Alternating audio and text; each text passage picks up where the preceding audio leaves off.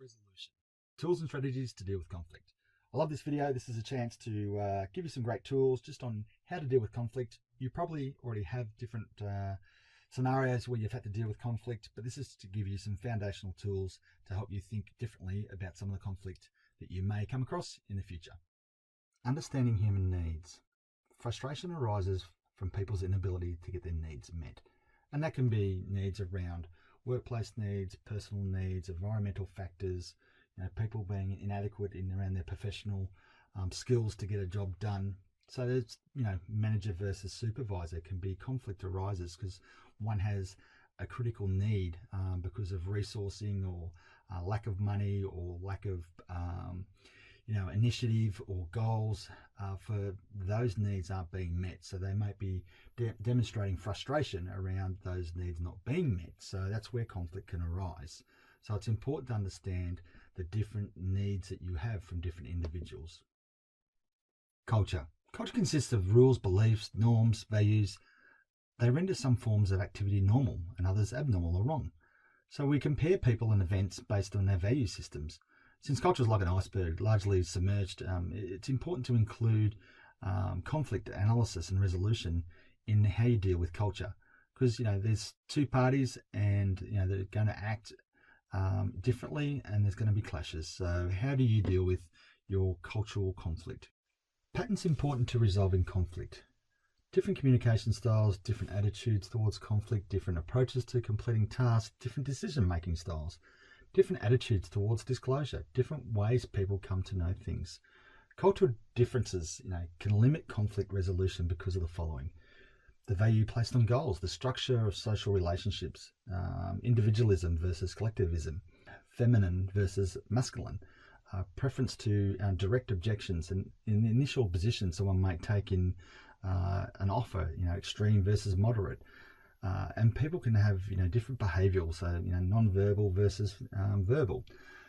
So it's understanding the patterns that lead towards conflict. The spectrum of potential options for conflict resolution.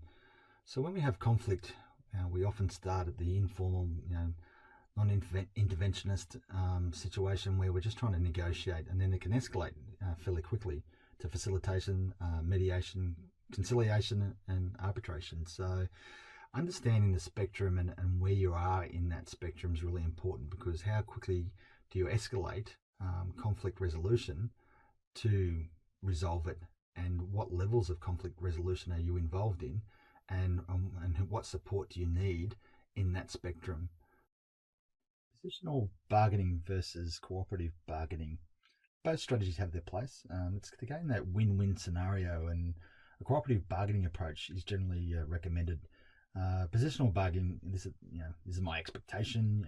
I'm holding on to this firm. Very much that authoritative, demanding, commanding attitude. Where a cooperative bargaining is more, this is my starting point, and I'm prepared to negotiate so that we can both be heard and maintain our relationship and find a real good win-win.